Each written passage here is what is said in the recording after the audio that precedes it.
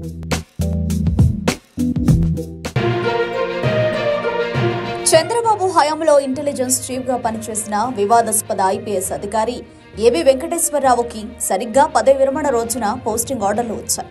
Suspend అయిన ఆయన్ను సర్వీసులోకి తీసుకోవాలంటూ కేంద్ర పరిపాలనా ట్రిబ్యునల్ ఇచ్చిన సూచనలను పరిగణలోకి తీసుకుని AP chief secretary Jawahar Reddy ప్రత్యేక ఆదేశాలు జారీ చేశారు. దీంతో ఎల్లో మీడియా పండగ చేసుకుంటోంది. ఇది టీడీపీ విజయంగా ప్రచారం చేస్తోంది. ఏబీ వెంకటేశ్వరరావు ఇంటెలిజెన్స్ చీఫ్ గా ఉన్నప్పుడు చంద్రబాబు కోసం చాలా అక్రమాలు చేశారనే ఆరోపణలున్నాయి. వైసీపీ నేతలపై అక్రమ నిఘా పెట్టడం, వారిపై కేసులు బనాయించడం, ఇలా చాలా దారుణాలు చేశారని ఆయనపై విమర్శలున్నాయి. వైసీపీ అధికారంలోకి వచ్చిన తర్వాత ఊహించినట్టుగానే ఆయనపై సస్పెన్షన్ వేటు పడింది. ఆ తర్వాత క్యాట్ ఆదేశాలతో తిరిగి విధుల్లోకి తీసుకున్నా మరోసారి సస్పెండ్ అయ్యారు ఏబీవీ.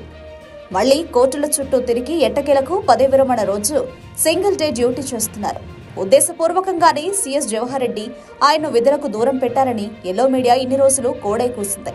చివరి రోజు ఆయన్ను విధుల్లోకి తీసుకోవాలని సీఎస్ ఆదేశాలివ్వడంతో వారి కడుపుమంట చల్లారింది.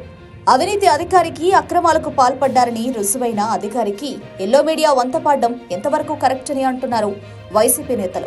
ఆయన ఒక్కడి కోసం టీడీపీ అనుకూల మీడియా మొత్తం కదిలింది. చివరకు ఆయన అహాన్ని తృప్తిపరుస్తోంది.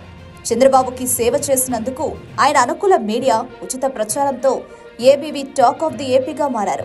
వన్డే వండర్గా మిగిలిపోతున్న ఏబీవీని చూసి ఎల్లో మీడియా అల్ప సంతోషం పట్టలేకపోవడం విశేషం.